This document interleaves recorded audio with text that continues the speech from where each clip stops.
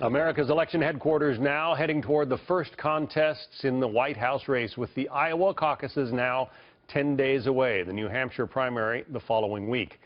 GOP presidential candidate Senator Rand Paul giving some advice to Republican voters with his recent Facebook post about Donald Trump, titled, "Electing Gollum should not be our objective." Now, as many of you know, Gollum is a power-obsessed character in The Lord of the Rings. He wants the One Ring, and it leads to his doom. It is hardly a flattering comparison.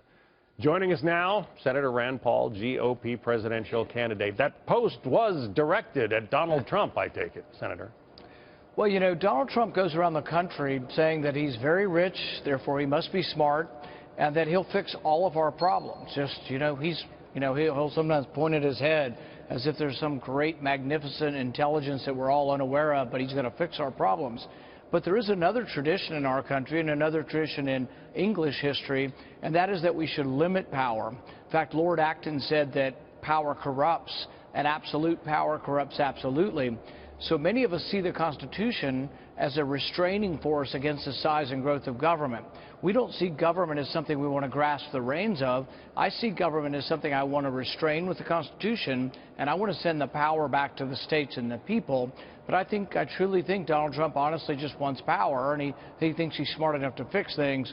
But that worries those of us who are very circumspect about power. Well, I don't want to be seen as an apologist for the Trump campaign, but, you know, he says his campaign is all about making America great again. And in that most recent debate, he said that he would hand over the reins of his company to other people, that he doesn't care about running his company. He just wants to be a good president. How do you answer that?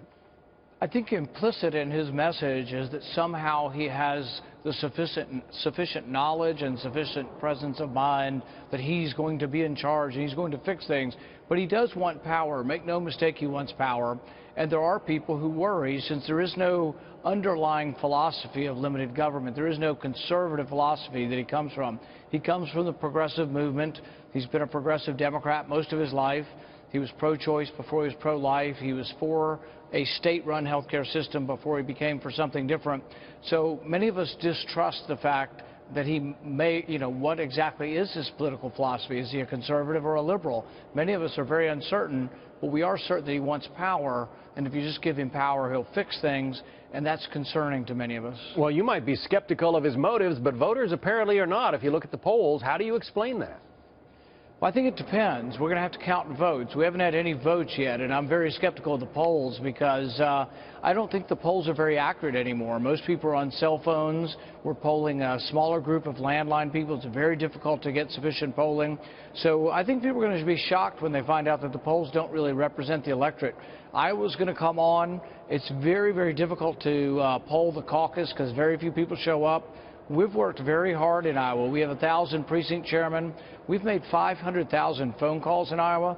We think we're going to shock a lot of people, and hopefully people will learn that, you know what, the polls aren't necessarily all they're cracked up to be.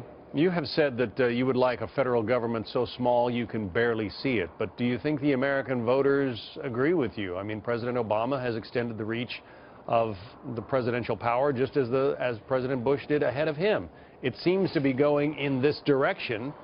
Do you think that electing Rand Paul, for instance, would undo presidential power and federal power? If you ask young people, 40 and under, do you think the government has gone too far in collecting all your phone records? 83% of young people believe that. So I think there's a lot of people who like what I stand for, which is government shouldn't be collecting your records without a warrant. I don't think the government should be putting young people in jail for marijuana. I also don't think government should be sending 500,000 young men and women back to the Middle East for another war. I think Cruz and Trump are wrong about making the sand glow over there and indiscriminate bombing, because I think carpet bombing or indiscriminate bombing may well create more terrorists than it actually kills. Many more questions we could ask. Unfortunately, we're out of time. Senator Rand Paul, it's good to have you on. Thank you. Thanks, John.